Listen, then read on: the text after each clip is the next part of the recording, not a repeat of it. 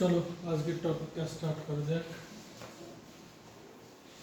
কয়েকটা some important বাকি ছিল, সেটা কোথা থেকে? ভলিউম থেকে। ভলিউমের প্রবলেমগুলো দেখা যাক। আমি বলেছিলাম এখান থেকে 4টে সাম খুবই ইম্পর্টেন্ট আছে, তো সেই সামগুলো নিয়ে আজকে ডিসকাস করা যাক, ঠিক আছে? চলো।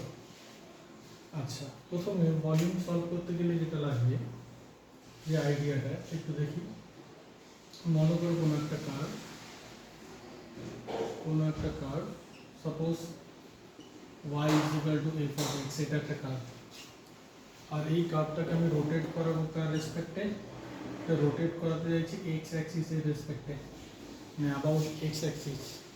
এই কার্ভটাকে যদি ঘোরাই তাহলে কেমন ব্যাপারটা দাঁড়াচ্ছে, যে এটা হচ্ছে অ্যাক্সিস, এটা ফিক্স থাকছে, এটা ঘুরছে চারদিক দিয়ে, তাই তো?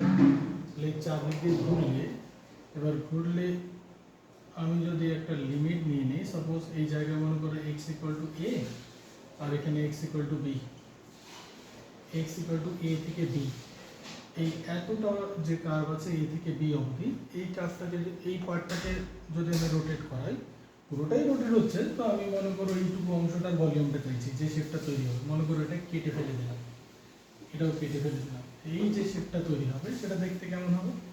বোঝাই যাচ্ছে এটা এরকম টাইপের শেপটা, যেটাকে যদি রোটেট করানো হয় তাহলে এরকম টাইপের শেপটা আসবে, তাই না?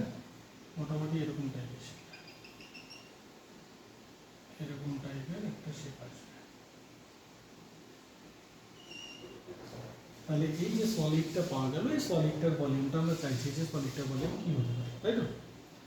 আচ্ছা, এবার গল্প কি? গল্প হচ্ছে যে আমি লিমিট পেয়ে গেছি, এক্স অ্যাক্সিসের রেসপেক্টে যদি ঘোরাতে হয় তাহলে লিমিট হচ্ছে এটা। তো ওরা বলছে ভলিউম ইজ ইকুয়াল টু কীরকম হবে? Pi into x equal to a to x equal to b y square into d x.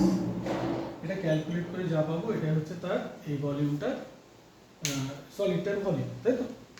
এটা হচ্ছে ইনিশিয়াল কার্টেশিয়ান ফর্মে যদি থাকে আমার গিভেন ইকুয়েশন তাহলে।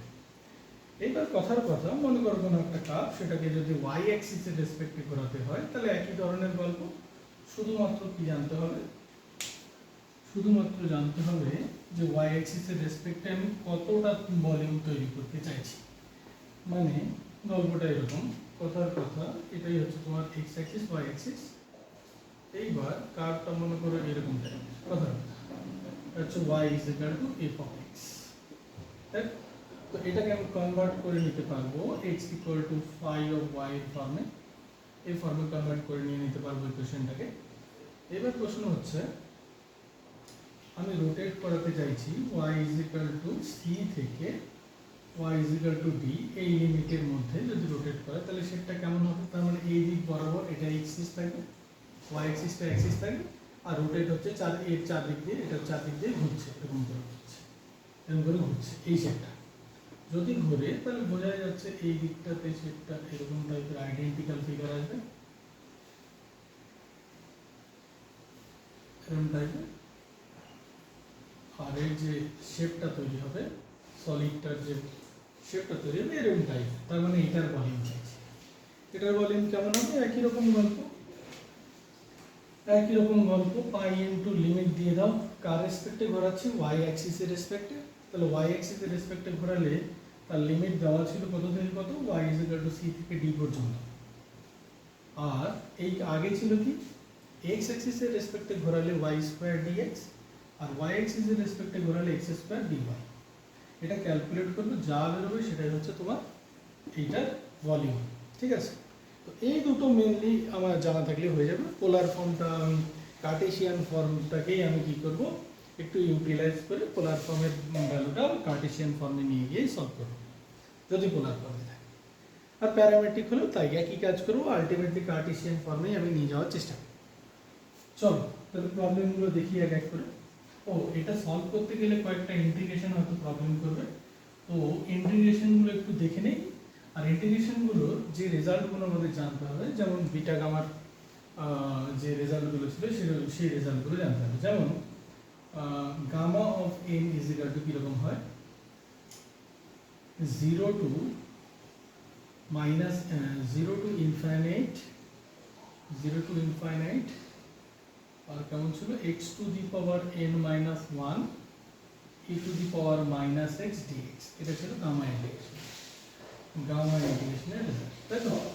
আর কি ছিল গামা অফ n প্লাস 1 হলে এটাকে লেখা যায় n into gamma of n, এটা লেখা যায় আর আর আর।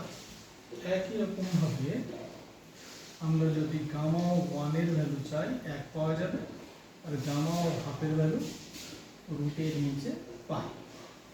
এই রেজাল্টগুলো আমাদের জানতে হবে, এগুলো না এটা না জানলেও চলবে, এই ফিগারটা হতেও পারে না হতে পারে, কারণ লিমিট যদি ইনফাইনাইট 0 থেকে ইনফাইনাইট না হয় তাহলে ইউজ হবে না এই কনসেপ্ট, তাই তো?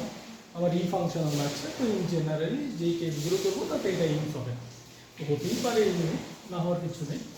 আচ্ছা, এরপরে চলো আর কি আনতে হবে, beta of m n is equal to, beta of m n is equal to, বিটাকে গামার ফর্মে রিপ্রেজেন্ট করা যায় কীরকম ভাবে, gamma of m into gamma of n divide by gamma of m plus n. তার মানে বিটার ফর্মে আমরা আনার চেষ্টা করব, যে ইন্টিগ্রেশনগুলো ফিগার তৈরি হবে বিটার ফর্মে আনার চেষ্টা করব, সেটাকে গামায় রিপ্লেস করব, আর গামার ভ্যালু সিম্পলিফাই করে যা বেরোবে সেই ইন্টিগ্রেশনগুলো ক্যালকুলেট করব। মানে মধ্য কথা হচ্ছে এটা সমান সমান এটা হয়, এটা জানতে হবে। আর কি জানতে হবে, আর জানতে হবে বিটাতে যে রেজাল্টটাকে আমি কনভার্ট করব কোনো ইন্টিগ্রেশনকে কখন করা যায়, যদি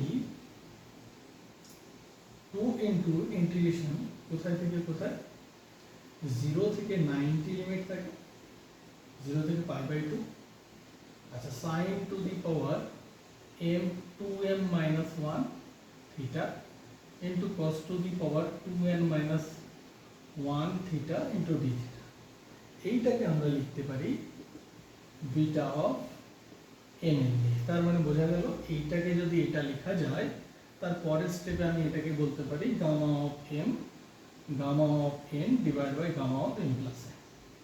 এই তো কথা, এই কনসেপ্টটা ইউজ করো, তাই তো? মোটামুটি এই বিটা গামার ফর্ম দিয়ে ইন্টিগ্রেশনগুলো ক্যালকুলেট করার চেষ্টা করো। চলো প্রথম প্রবলেমটা দেখি, যেটা খুবই ইম্পর্টেন্ট, খুবই ইম্পর্টেন্ট, খুবই ইম্পর্টেন্ট। কি প্রবলেমটা বলছে,